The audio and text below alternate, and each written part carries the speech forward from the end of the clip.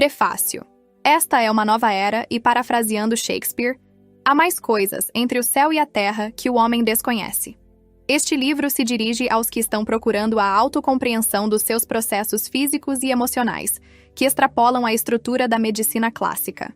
Concentra-se na arte de curar por meios físicos e metafísicos. Abre novas dimensões para compreender os conceitos de identidade psicossomática que nos foram apresentados pela primeira vez por Wilhelm Reich, Walter Cannon, Franz Alexander, Flanders Dunbar, Burr, Northrop e muitos outros pesquisadores do campo da psicossomática. Seu conteúdo trata de definir experiências de tratamento e cura da história das investigações científicas no campo da energia humana e da cura.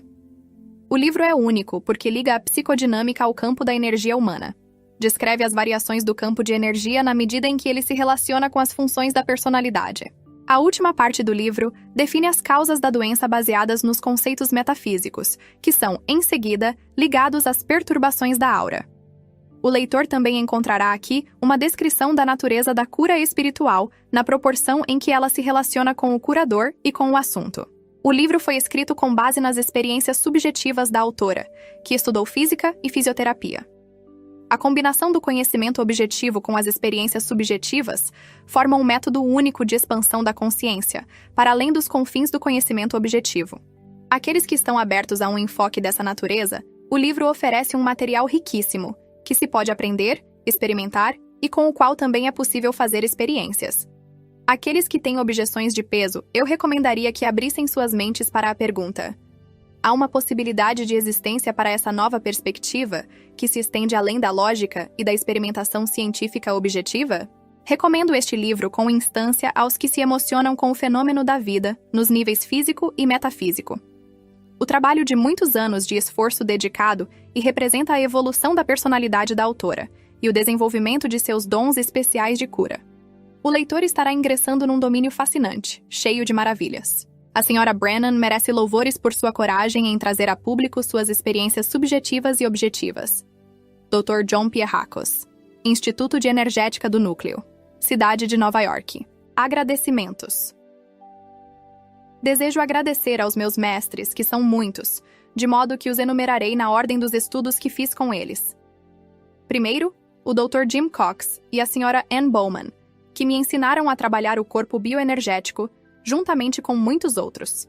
Passei depois muitos anos estudando e trabalhando com o Dr. John Pierrakos, cuja atividade na energética do núcleo alicerçou minha faixa de cura, que se seguiu, exercendo grande influência sobre mim ao ensinar-me a ligar os fenômenos áuricos, que eu estava presenciando, ao trabalho do corpo psicodinâmico.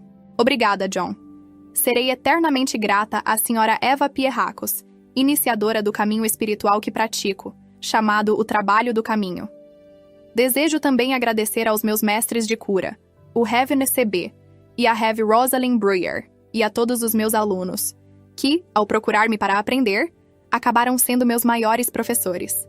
Na produção do livro em si, agradeço a quantos me ajudaram com o manuscrito, e, particularmente, à Sra. Marjorie Baer, os comentários editoriais, ao Dr. Jack Conaway, o uso do seu computador, e a Maria Adeshan, a datilografação. Eu gostaria de agradecer também a Bruce Austin o processamento final de palavras. Confesso-me profundamente grata à Sra. Marilee Tallman por sua ajuda inestimável na edição do texto e por orientar todo o processo de produção do livro. Sinto-me igualmente grata pelo constante apoio pessoal que me deram o Sr. Ellie Wilner, minha filha, a Sra. Celia Conaway, minha querida amiga, a Sra. Moira Shaw, que não se furtaram a valorizar-me quando eu mais precisava disso. E, acima de tudo, quero agradecer aos meus queridos mestres espirituais que me assistiram em todas as etapas do caminho e transmitiram, através de mim, a maior parte da verdade contida neste livro. Sobre a autora. Barbara Brennan, curadora praticante, psicoterapeuta e cientista, foi pesquisadora da NASA no Centro de Voo Espacial de Goddard, logo após completar seu mestrado de ciência em física atmosférica na Universidade de Wisconsin. Nos últimos 15 anos, vem estudando o campo da energia humana e trabalhando com ele, e envolveu-se em projetos de pesquisa da Drexel University e do Institute for the New Age. Estudou terapia bioenergética no Institute for Psychophysical Synthesis, na Community of the Whole Person, e aprofundou-se em energética do núcleo no Institute for the New Age. Estudou não só com curadores americanos, mas também com curadores americanos nativos. Atualmente, Bárbara dirige cursos sobre o campo da energia humana, a cura e a canalização, ao mesmo tempo que organiza seminários sobre esses assuntos. Organizou seminários em várias áreas dos Estados Unidos, do Canadá e da Europa. Dirige uma clínica particular na cidade de Nova York e em East Hampton, Nova York. Bárbara é membro da Pathwork Community, Fenícia, Nova York. Sobre o artista. Joseph A. Smith tem colaborado como ilustrador para as revistas Time, Newsweek e Harper's. Foi ele quem ilustrou o livro Witches, de Erica Jong. Pintor e escultor, é professor de Belas Artes no Pratt Institute de Nova York. Primeira parte. Vivendo num planeta de energia. Sustento que o sentimento religioso cósmico é o mais forte e o mais nobre incitamento à pesquisa científica. Albert Einstein. Capítulo 1. A experiência da cura. Durante meus anos de prática como curadora, tive o privilégio de trabalhar com muitas pessoas encantadoras. Aqui estão algumas delas, com suas histórias, que tornam o dia na vida de um curador tão gratificante. Minha primeira cliente, num dia de outubro de 1984, foi uma mulher de 20 e tantos anos chamada Jenny. Jenny era uma alegre professorinha que teria, mais ou menos, 1,62 m de altura, grandes olhos azuis e cabelos escuros. E conhecida entre os amigos como a Dama da Alfazema, porque adora alfazema e usa-a o tempo todo. Jenny trabalha também, durante meio período, num negócio de flores e faz admiráveis arranjos florais para casamentos e outros eventos festivos. Estivera casada por vários anos com um publicitário bem-sucedido. Tendo tido um aborto vários meses antes, não conseguira engravidar outra vez. Quando Jenny procurou o médico para saber por que era incapaz de conceber, recebeu algumas notícias más. Após uma série de testes e opiniões de diversos outros médicos, chegou-se à conclusão de que ela devia submeter-se a uma histerectomia o quanto antes. Havia células anormais em seu útero, onde a placenta estivera presa. Jenny ficou assustada e deprimida. Ela e o marido tinham esperado constituir família no momento em que estivessem em boas condições financeiras. Agora, isso parecia impossível. Na primeira vez que Jenny me procurou, em agosto daquele ano, não me disse nada acerca do seu histórico médico. Declarou apenas: "Preciso da sua ajuda. Diga-me o que vê no meu corpo. Preciso tomar uma decisão importante." Durante a sessão de tratamento, sondei-lhe o campo de energia, ou aura, utilizando a minha alta percepção sensorial, APS. Vi algumas células anormais no lado esquerdo inferior do útero. Ao mesmo tempo, vi as circunstâncias que haviam cercado o aborto. As células anormais estavam localizadas onde a placenta estivera presa. Também ouvi palavras que descreviam o estado de Jenny e o que se devia fazer a respeito. Jenny precisava tirar um mês de férias, ir à praia, tomar certas vitaminas, sujeitar-se a uma dieta específica e meditar, sozinha, pelo menos 2 horas por dia. Em seguida, depois de passar o mês curando-se, devia voltar ao mundo médico normal e submeter-se a testes outra vez. Fiquei sabendo que a cura se completara e que ela já não precisava procurar-me de novo. Durante o tratamento, recebi informações sobre sua atitude psicológica e sobre o modo como isso estava influindo na sua incapacidade de curar-se. Ela atribuía-se à culpa do aborto. Consequentemente, colocava uma pressão indevida sobre si mesma e impedia o corpo de curar-se depois do mau sucesso. Disseram-me, e essa é a parte difícil para mim, que ela não deveria procurar outro médico pelo menos durante 1 mês, porque os diagnósticos e pressões diferentes para que se submetesse a uma histerectomia estavam-lhe aumentando consideravelmente o estresse. Confrangia-se-lhe o coração porque ela queria muito ter um filho. Jenny saiu do meu consultório mais aliviada e prometeu pensar em tudo o que acontecera na sessão de tratamento. Em outubro, quando Jenny voltou, a primeira coisa que fez foi dar-me um abraço apertado e um bonito poemazinho de agradecimento. Seus exames médicos estavam normais. Passara o mês de agosto tomando conta de filhos de amigos na Ilha do Fogo. Fizera o regime, tomara as vitaminas e passara um bom período de tempo, a sós, praticando a autocura. Decidira esperar mais alguns meses e depois tentar engravidar outra vez. 1 ano mais tarde, fiquei sabendo que Jenny dera à luz um saudável garotinho. O meu segundo cliente naquele dia de outubro foi Howard. É o pai de Mary, de quem tratei há algum tempo. Mary apresentara manchas de 3ª classe no bico dos seios, estado pré-canceroso, que haviam desaparecido depois de umas 6 sessões de tratamento. Faz agora vários anos que as manchas no bico dos seios têm se mostrado perfeitamente normais. Mary, que também é enfermeira, fundou e dirige uma organização de enfermagem que oferece cursos de atualização para enfermeiras e as prepara para os hospitais da área de Filadélfia. Interessada pelo meu trabalho, manda-me clientes regularmente. Fazia vários meses que Howard ia ao meu consultório. Operário aposentado, é uma pessoa de trato encantador. Na primeira vez que veio procurar-me, estava lívido e sentia dores constantes no coração. Era-lhe difícil atravessar uma sala sem se cansar. Depois da primeira sessão de tratamento, sua tez ficou rosada e as dores desapareceram. Após 2 meses de sessões semanais, estava dançando de novo. Mary e eu temos trabalhado juntas para combinar o tratamento pela imposição das mãos com medicações à base de ervas, prescritas por um médico naturista, a fim de eliminar as placas das artérias.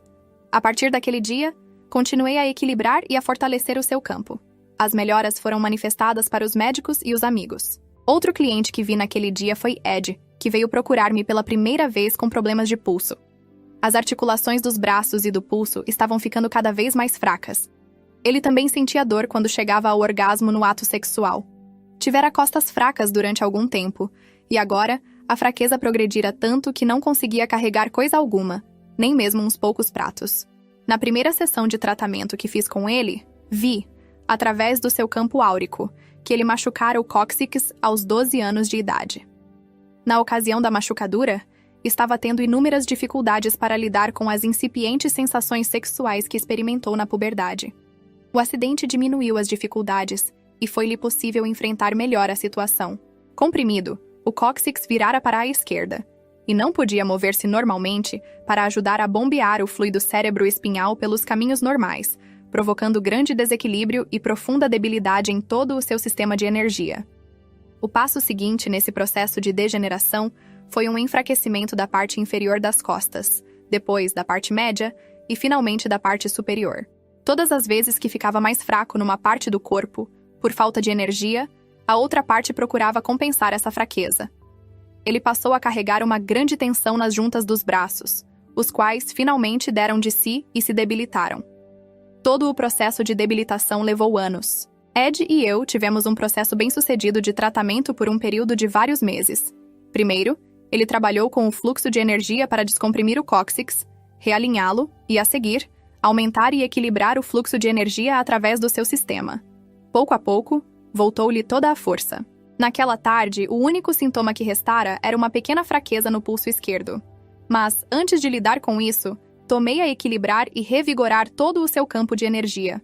Em seguida, gastei um pouco mais de tempo permitindo que a energia de cura fluísse para o seu pulso. A última cliente que vi naquele dia foi Muriel, artista e esposa de conhecido cirurgião. Era a sua 3ª consulta comigo. 3 semanas antes, ela me aparecera no consultório com uma tireoide grandemente aumentada.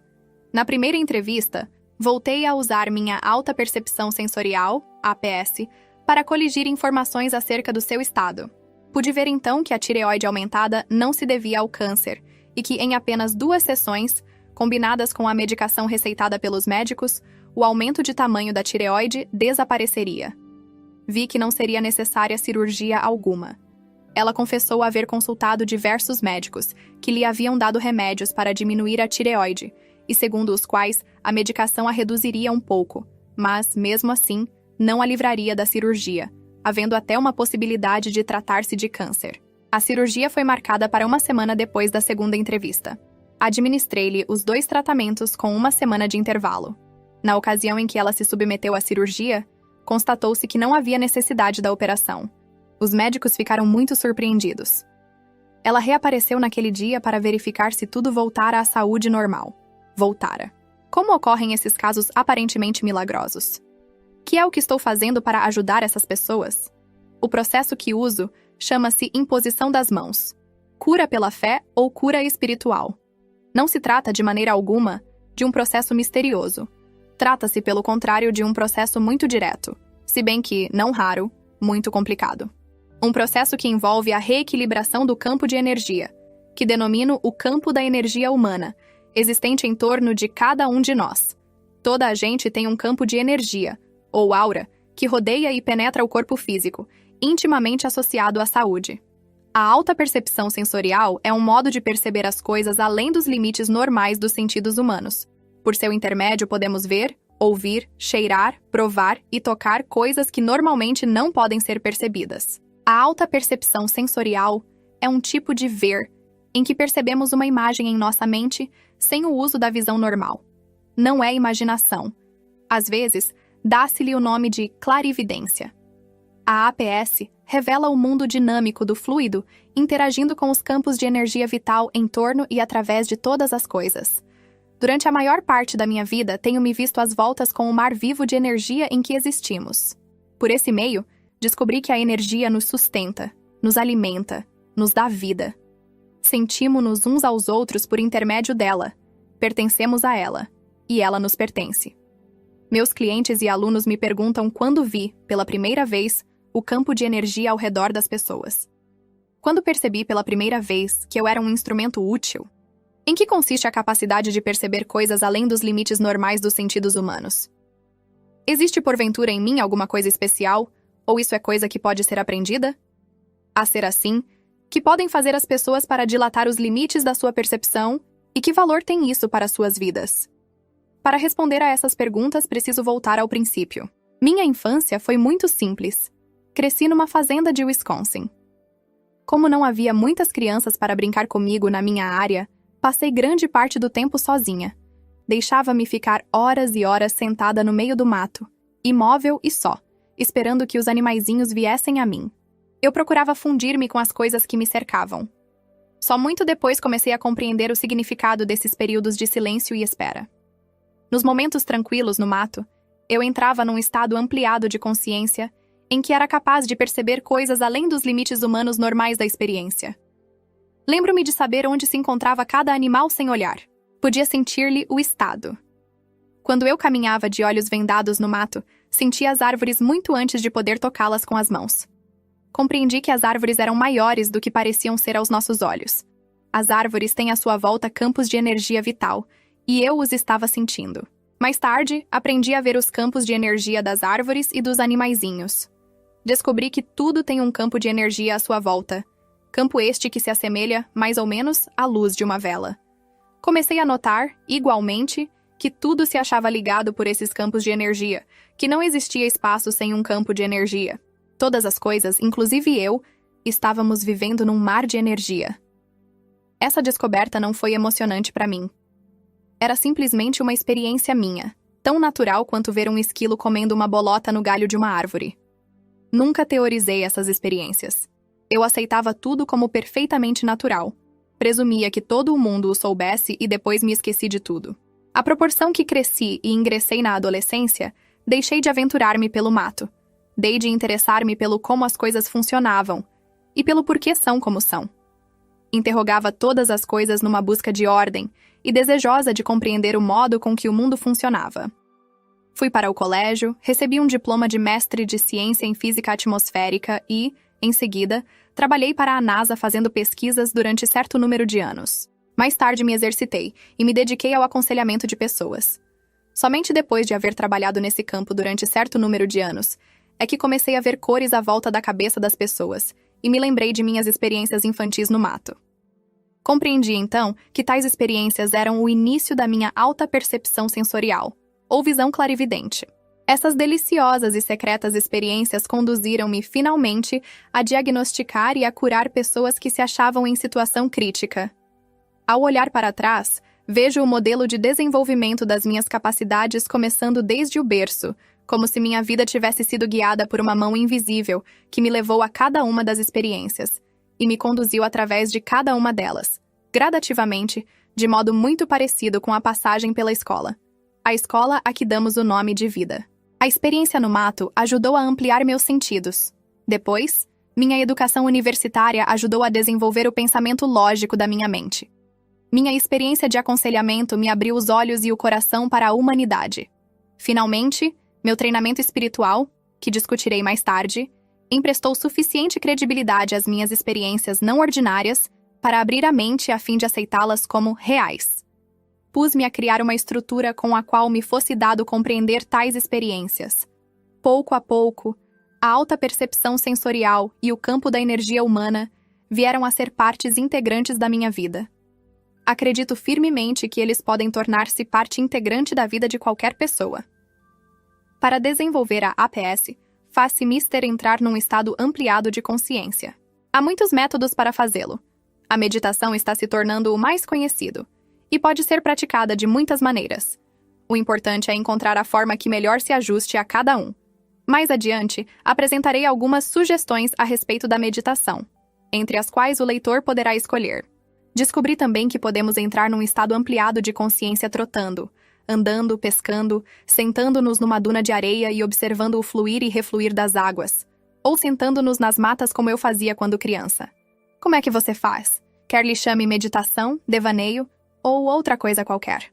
O mais importante aqui é dar-nos tempo suficiente para prestar atenção a nós mesmos.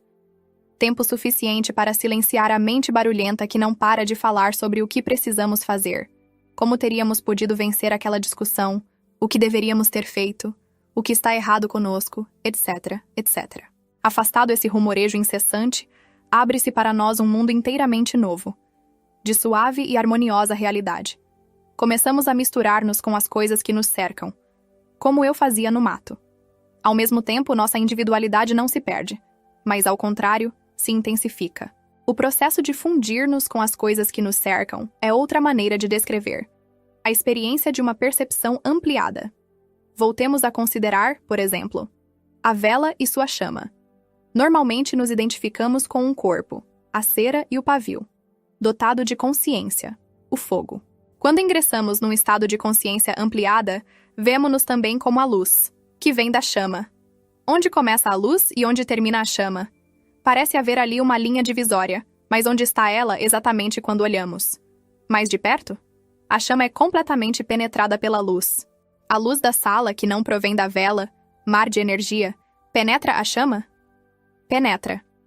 Onde começa a luz da sala e onde termina a luz da vela? De acordo com a física, não há limite para a luz de uma vela que se estende ao infinito. Onde fica, então, o nosso limite final? Segundo minha experiência da APS, resultante de uma consciência ampliada, não existe limite. Quanto mais amplo minha consciência, tanto mais se amplia. A minha APS, maior quantidade de realidade entra no meu espaço visual. Mais sou capaz de ver uma realidade que já está lá, mas que antes disso fugia à minha percepção. À proporção que se amplia a minha APS, maior quantidade de realidade entra no meu espaço visual. A princípio, eu só via os campos de energia mais grosseira. Ao redor das coisas, eles só se estendiam cerca de 1 polegada, ou coisa que o valha, além da pele.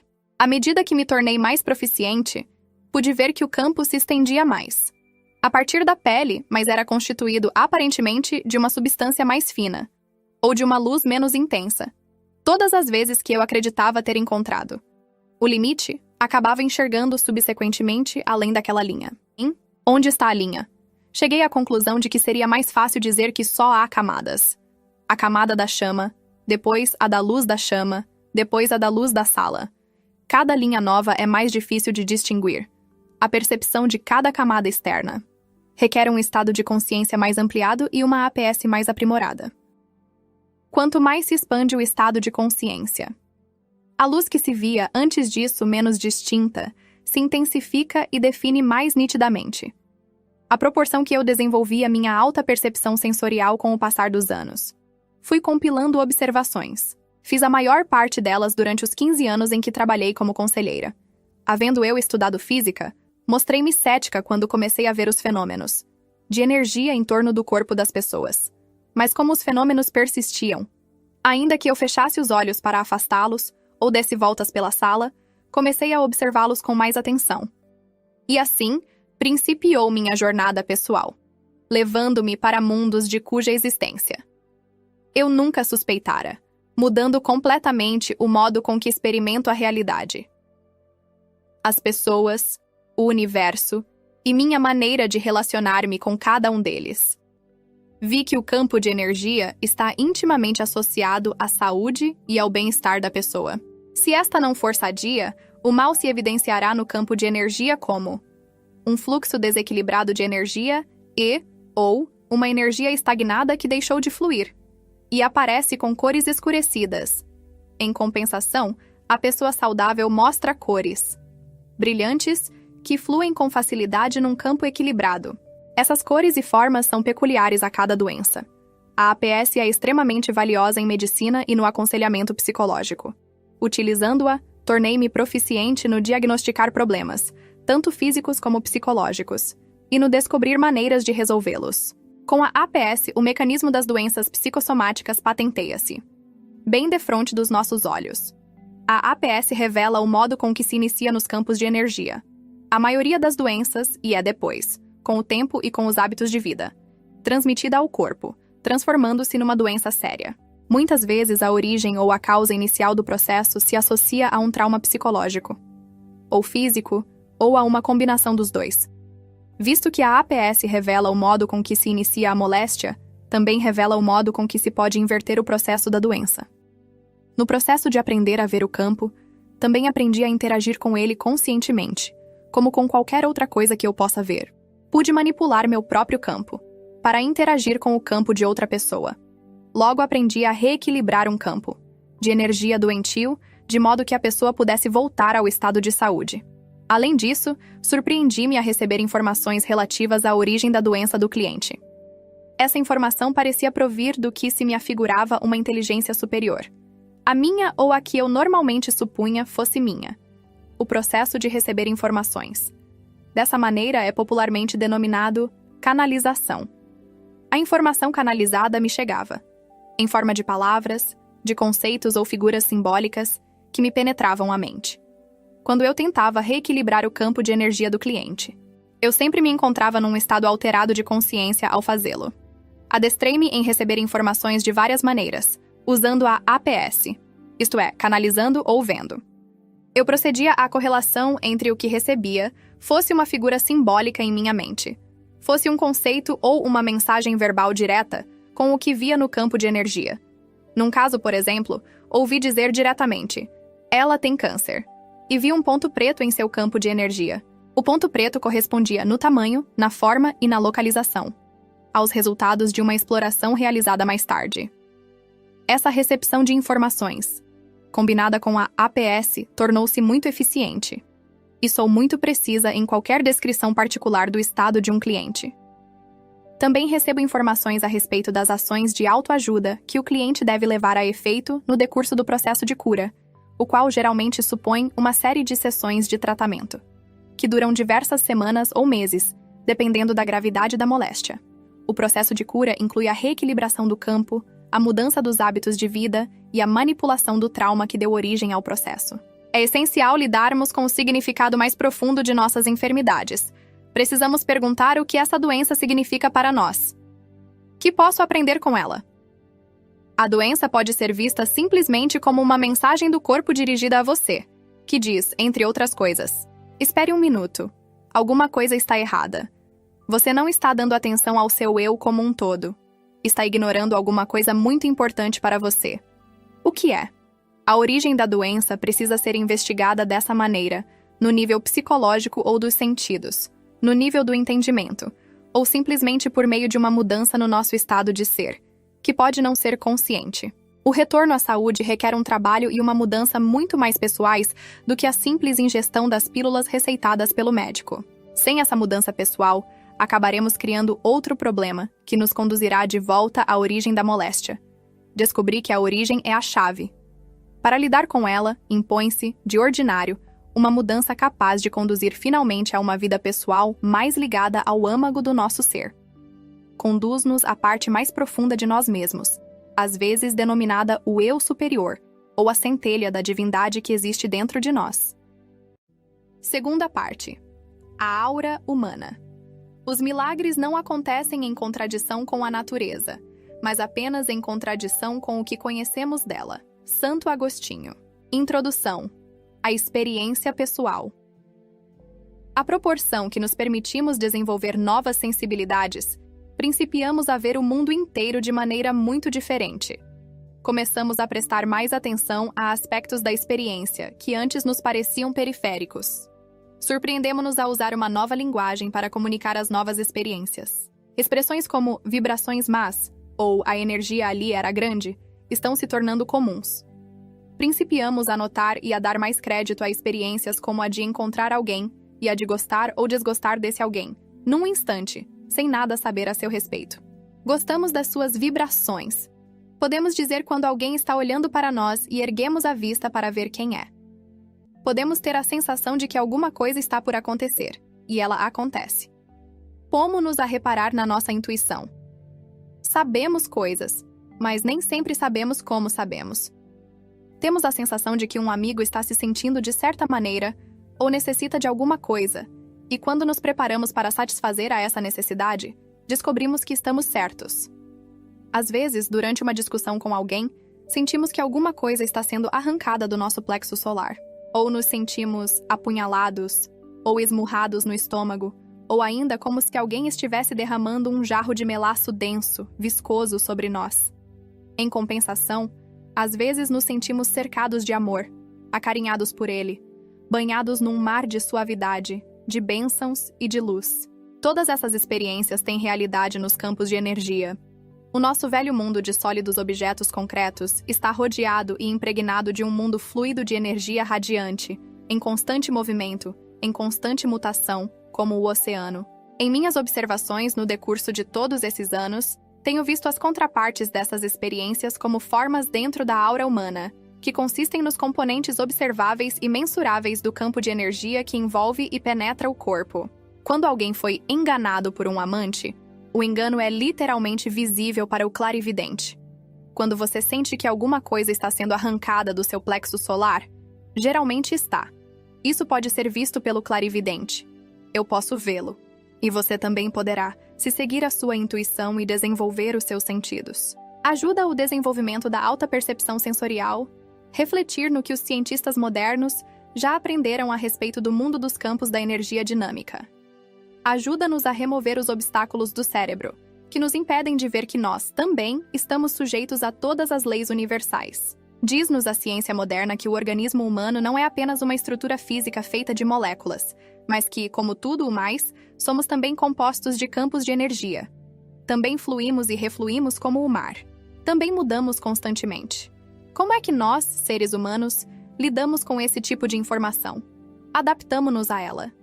Se essa realidade existe, desejamos experimentá-la. E os cientistas estão aprendendo a medir essas mudanças sutis, desenvolvendo instrumentos para detectar os campos de energia relacionados com o nosso corpo. Eles medem as correntes elétricas do coração com o eletrocardiograma, ECG. Medem as correntes elétricas do cérebro com o eletroencefalograma, EEG. O detector de mentiras mede o eletropotencial da pele. Podem-se medir agora até os campos eletromagnéticos ao redor do corpo com um instrumento sensível chamado SQUID. O SQUID nem sequer toca o corpo quando mede os campos magnéticos à sua volta. O Dr. Samuel Williamson, da Universidade de Nova York, afiança que o SQUID oferece mais informações a respeito do funcionamento do cérebro do que o EEG comum. À medida que a medicina confia cada vez mais nesses instrumentos sofisticados que medem os impulsos do corpo, a saúde, a moléstia e a própria vida estão sendo lentamente redefinidas em função dos impulsos e padrões de energia.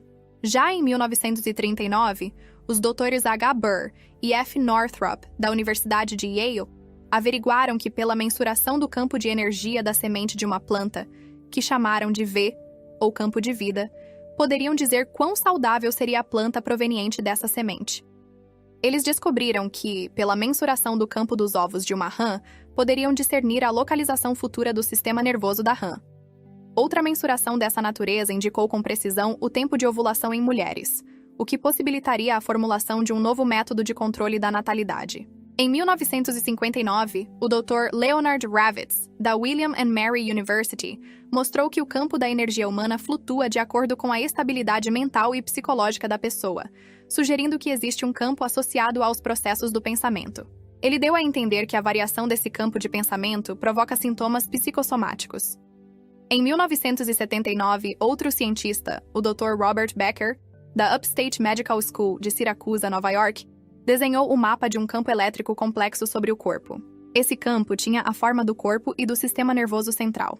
Ele deu a esse campo o nome de Sistema de Controle Corrente Direto, e descobriu que ele muda de forma e de força com as mudanças fisiológicas e psicológicas. Ele também descobriu partículas que se movem através do campo com o tamanho de elétrons.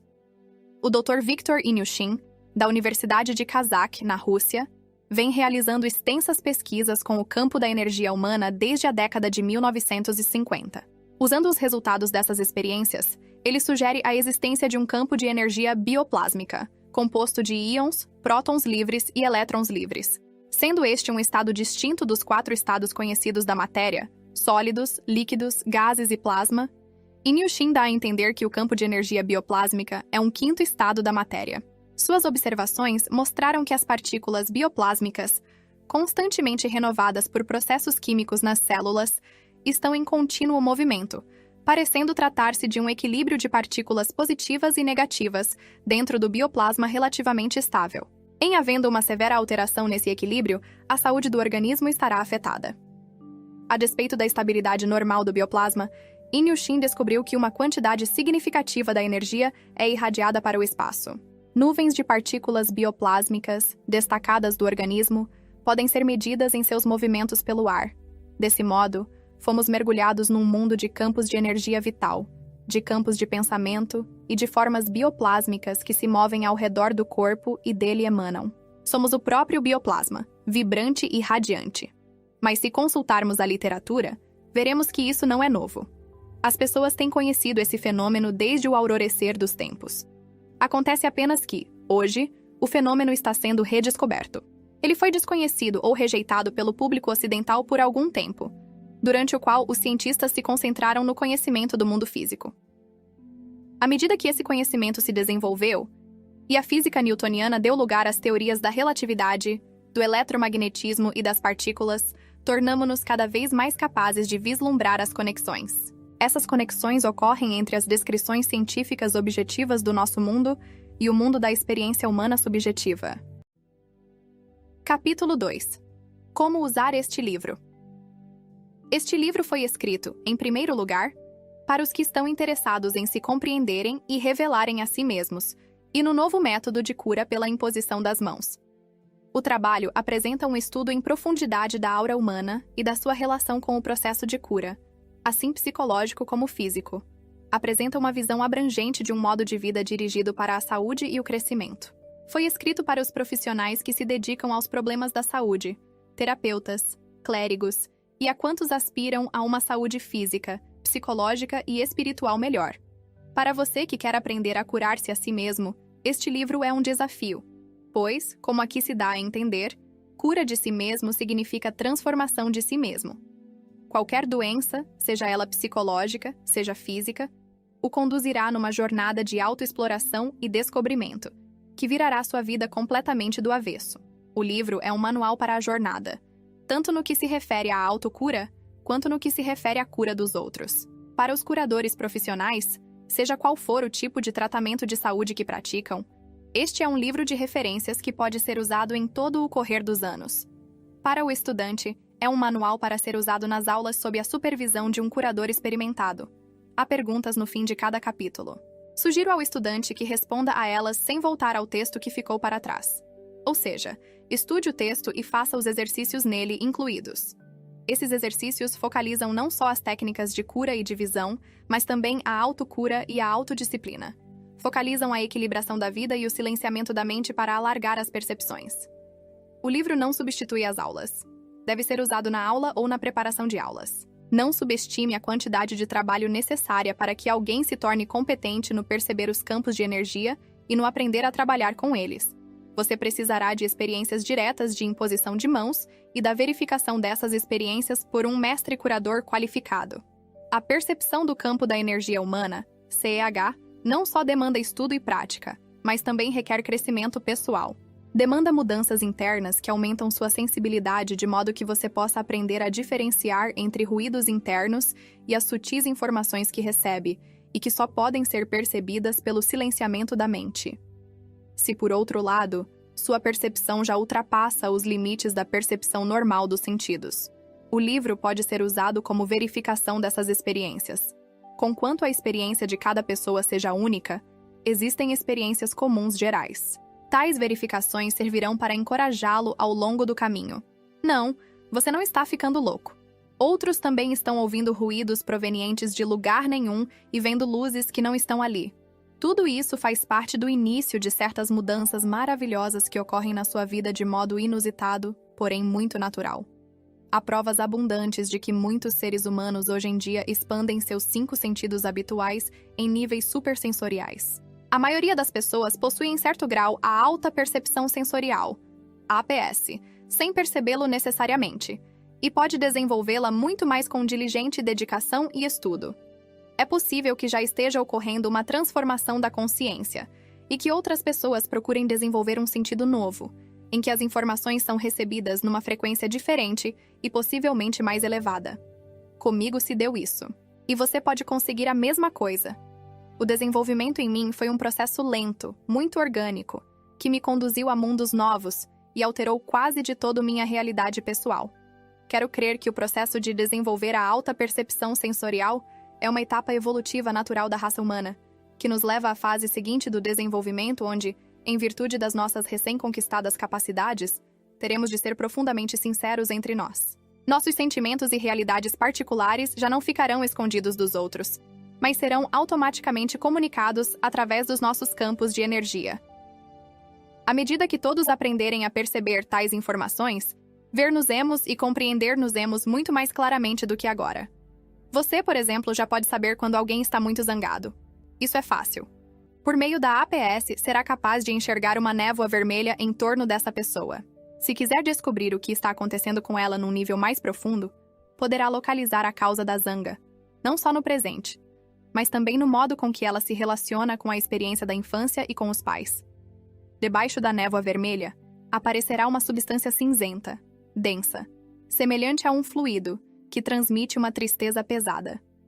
Focalizando a essência dessa substância cinzenta, você, provavelmente, será capaz de ver a cena infantil que originou esse sofrimento. Verá também como a zanga faz mal ao corpo físico. Verá que a pessoa costuma reagir com raiva a certas situações, quando talvez fosse mais útil liberar o choro para pôr fim à situação. Utilizando a APS, você será capaz de encontrar as palavras que ajudarão a pessoa a se desinibir e se ligar à realidade mais profunda, a encontrar uma solução. Em outra situação, todavia, você verá que a expressão de cólera é exatamente o que se faz preciso para resolver a situação. Uma vez chegados a essa experiência, nada mais será o mesmo para nós. Nossas vidas começarão a modificar-se de maneiras que nunca teríamos esperado. Compreendemos a relação entre causa e efeito. Vemos que nossos pensamentos influem em nossos campos de energia, os quais, por seu turno, influem em nosso corpo e na nossa saúde. Descobrimos que podemos redirigir nossa vida e nossa saúde.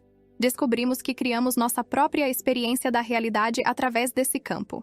O CEH é o meio por cujo intermédio tem lugar as nossas criações, e pode ser, portanto, a chave para descobrir como ajudamos a criar a nossa realidade e como poderemos modificá-la, se assim o desejarmos. Torna-se o meio pelo qual encontramos maneiras de chegar ao interior do nosso ser mais profundo, a ponte para a nossa alma, para a nossa vida privada interior, para a centelha do divino que cada um de nós tem dentro de si. Quero animá-lo a mudar o seu modelo pessoal do que você é, enquanto o conduzo, através do mundo da alta percepção sensorial, ao mundo do campo da energia humana. Você verá que seus atos e seus sistemas de crença afetam e ajudam a criar a sua realidade, para melhor e para pior. Assim que você o enxergar, compreenderá que tem o poder de alterar as coisas que não gosta e de relevar as de que gosta em sua vida. Isso exige muita coragem, busca pessoal, trabalho e sinceridade. Não é um caminho fácil, mas é, sem sombra de dúvida, um caminho que vale a pena. Este livro ajudará a mostrar-lhe o caminho, não só através de um novo paradigma para o seu relacionamento com a sua saúde, mas também para o seu relacionamento com a sua vida inteira e com o universo em que se encontra. Dê a si mesmo algum tempo para experimentar esse novo relacionamento. Permita a si mesmo ser a luz daquela vela que se expande para o universo. Dividi o livro em seções que focalizam primeiramente uma área de informações a respeito do campo de energia humana, CEH, e do seu relacionamento com você. Como você deve ter lido, a primeira seção trata do lugar do campo áurico na sua vida. Que relação pode haver entre você e esse fenômeno, descrito pelos místicos há tanto tempo? Onde se ajusta ele na sua vida? De que serve ele, se é que serve de alguma coisa? Os estudos de casos têm mostrado o modo com que o conhecimento do fenômeno altera a face da nossa realidade. Jenny, por exemplo, compreendeu que precisava reservar um período de tempo significativo de tratamento para poder ter filhos. Jenny tomou a própria saúde e a própria vida nas mãos, onde sempre estiveram, na verdade, e modificou um futuro possivelmente desagradável no futuro muito mais feliz que preferiu. Esse tipo de conhecimento pode levar-nos a todos a um mundo melhor, a um mundo de amor nascido da compreensão profunda, a um mundo de fraternidade em que inimigos se tornam amigos mercê dessa compreensão. A segunda parte lida mais especificamente com os fenômenos do campo de energia. Descreve-os do ponto de vista da história, da ciência teórica e da ciência experimental. Depois de tratar desses assuntos exaustivamente, passo a descrever o CEH do meu ponto de vista pessoal. Essa visão é uma mistura de observação e teoria combinadas com as conclusões de outros encontradas na literatura.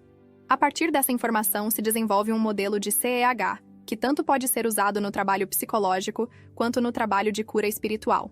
A terceira parte apresenta minhas conclusões sobre a relação entre o CEH e a psicodinâmica. Mesmo que você não se tenha interessado pela psicoterapia nem pelo processo pessoal no passado, esta sessão lhe parecerá muito esclarecedora em termos de autodescobrimento. Ajudá-lo-á a compreender não só o que o faz agir, mas também o modo com que você age. Esta informação é muito útil para os que desejam alcançar, além dos limites normais da psicologia e da psicoterapia do corpo, visões mais amplas de nós mesmos como seres humanos e da nossa realidade energética e espiritual. Tais capítulos proporcionam sistemas específicos de coordenadas, que se destinam a integrar os fenômenos do campo da energia humana na psicodinâmica prática. Durante o aconselhamento, apresentam-se desenhos das mudanças do CEH.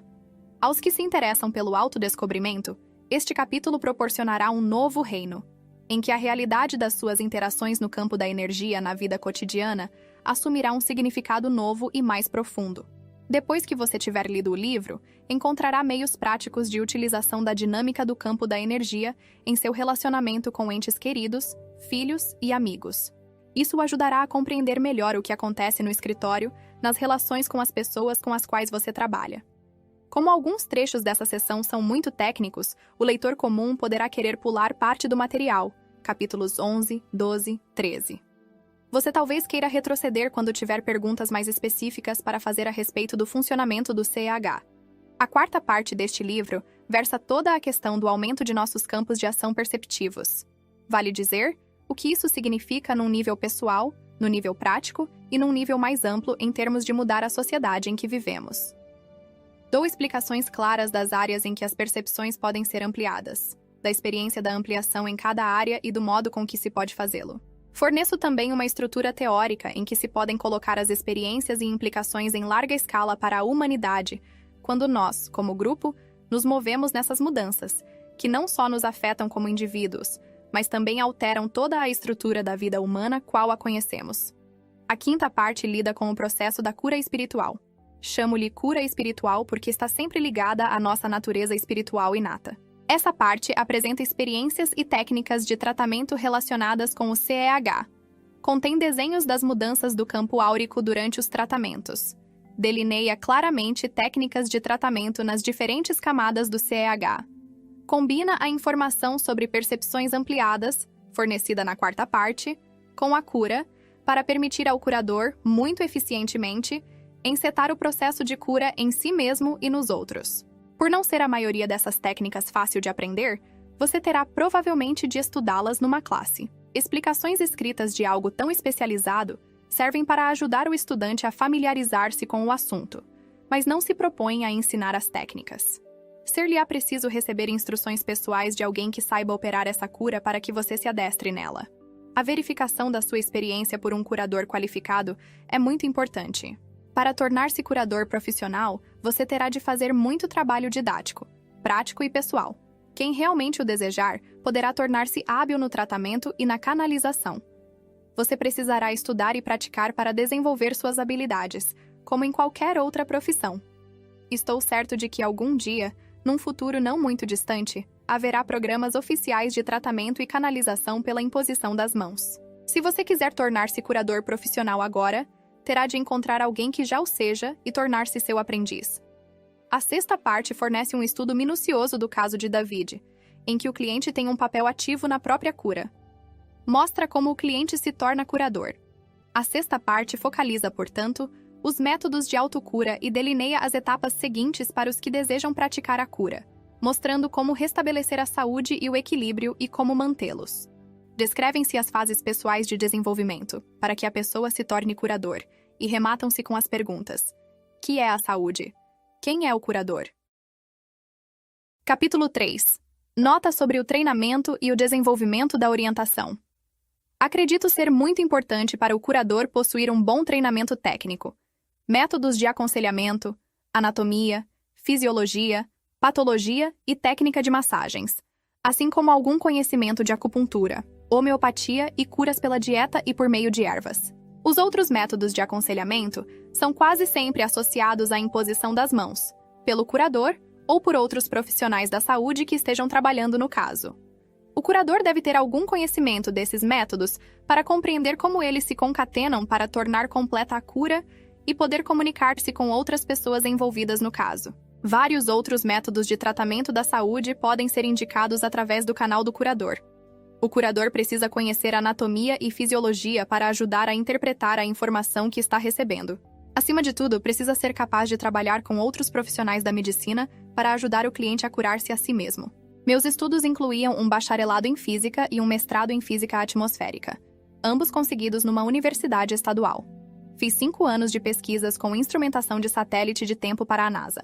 Completei 2 anos de estudos de aconselhamento bioenergético, 1 ano de terapia de massagens, 2 de anatomofisiologia, 2 de especialização em estados alterados de consciência, especificamente em técnicas de relaxamento profundo, 1 ano de homeopatia, 3 de estudos de energética central, 5 de estudos para auxiliar de trabalho do caminho.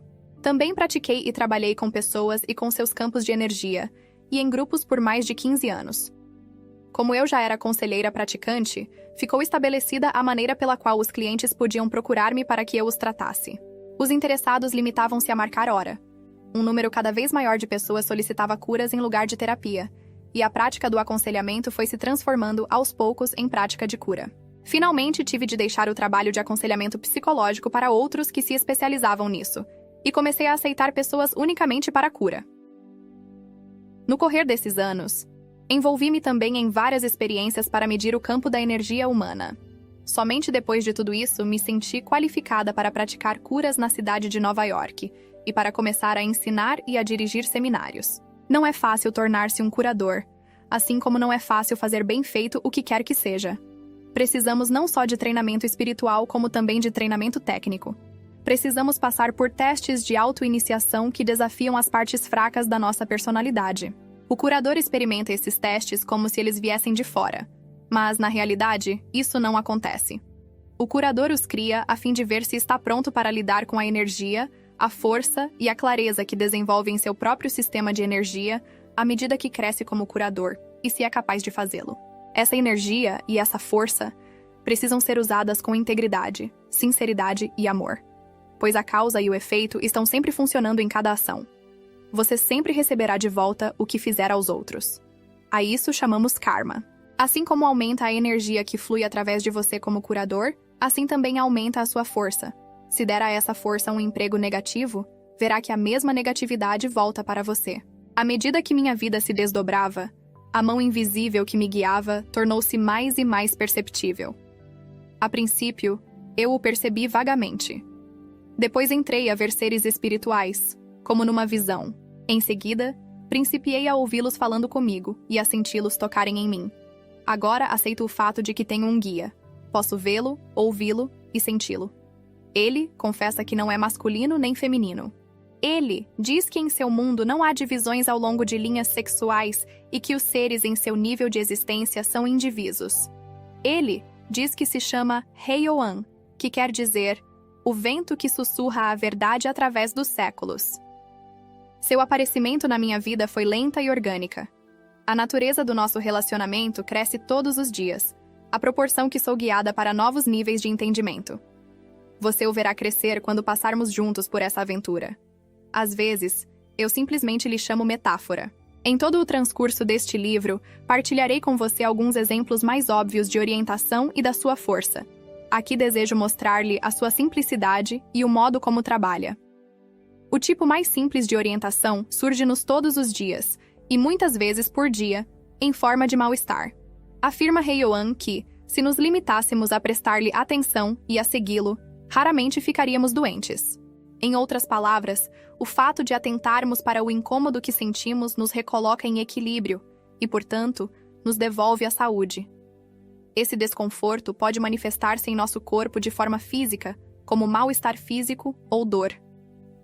Pode manifestar-se em qualquer nível do nosso ser, emocional, mental ou espiritual.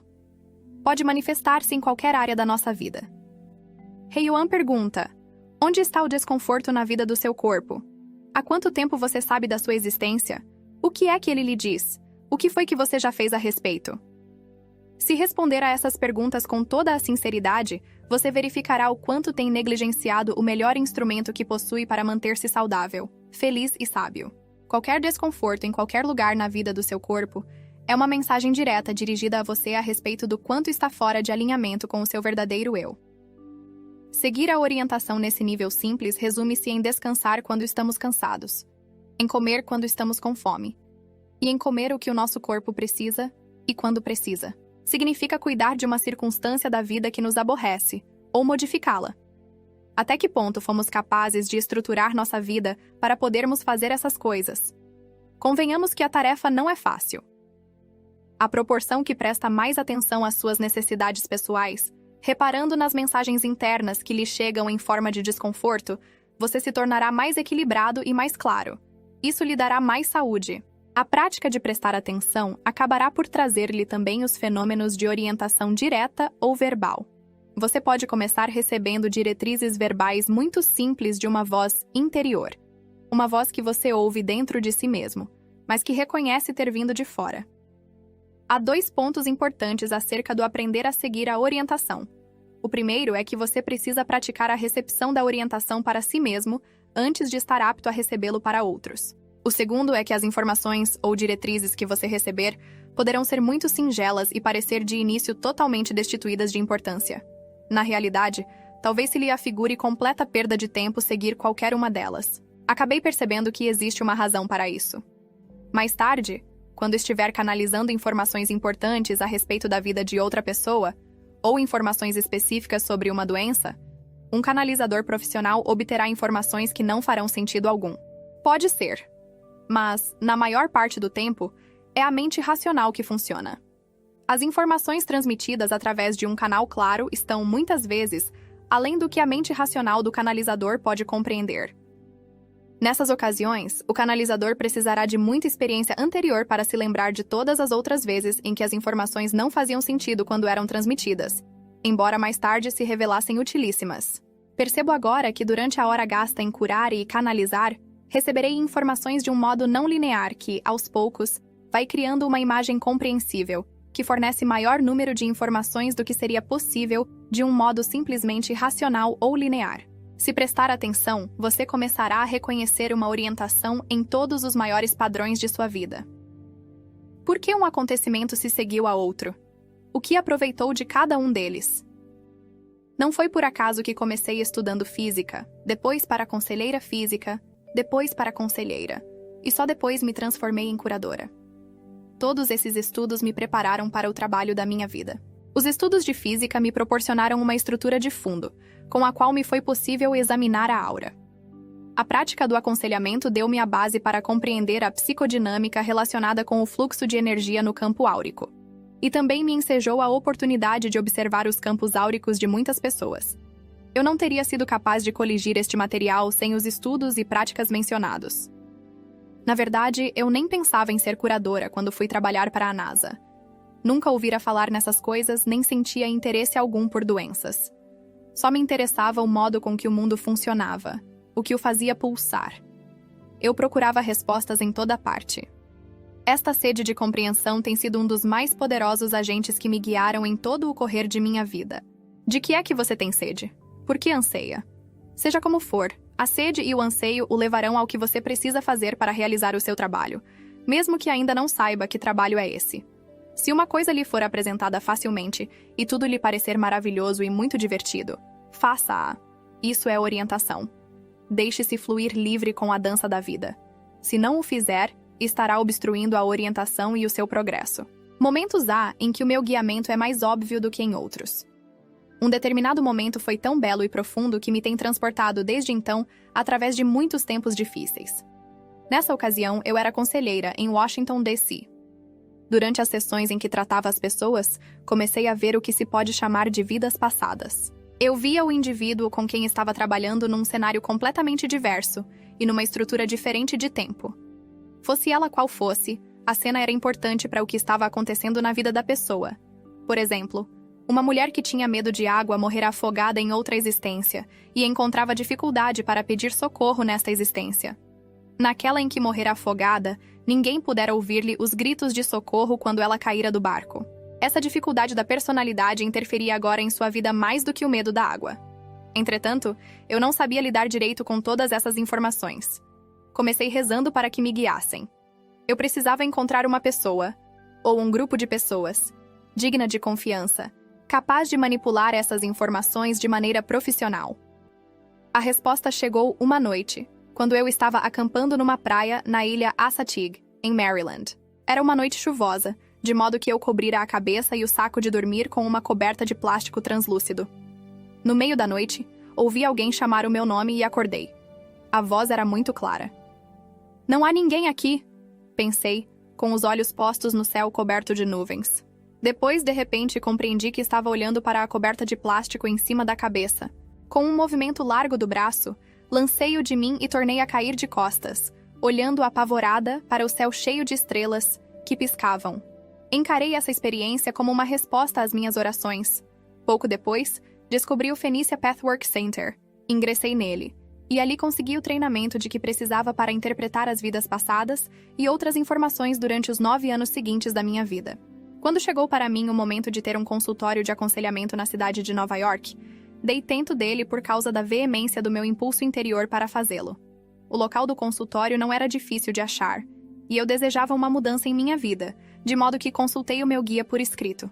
Recebi um claro sim, e fui em frente.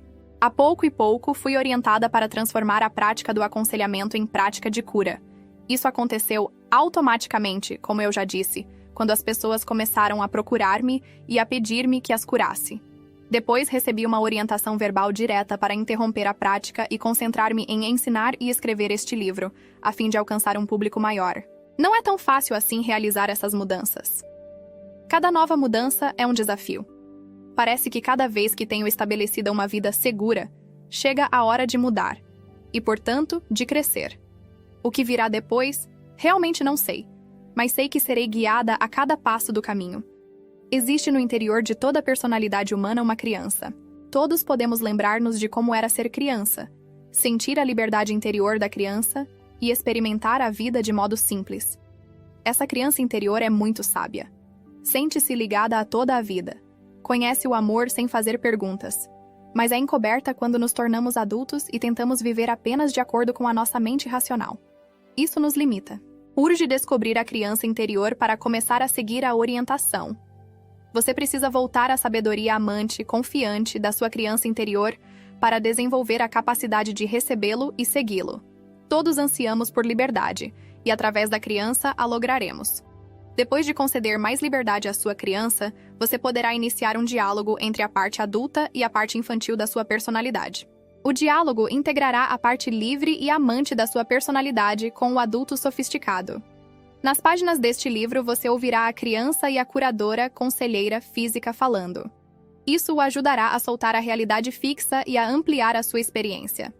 Esse diálogo é uma porta para o maravilhoso. Descubra-o em você mesmo e alimente-o.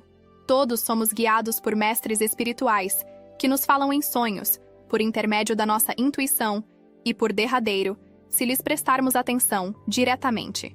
A princípio, talvez, através da escrita, e, em seguida, do som, da voz ou de conceitos. Esses mestres estão cheios de amor e respeito por nós. Em algum ponto ao longo do caminho, você também poderá vê-los ou comunicar-se diretamente com eles, como eu. Isso modificará a sua vida, pois você descobrirá que é plena e completamente amado, como neste momento. Você merece esse amor e faz jus a ele. Merece saúde, felicidade e realização em sua vida.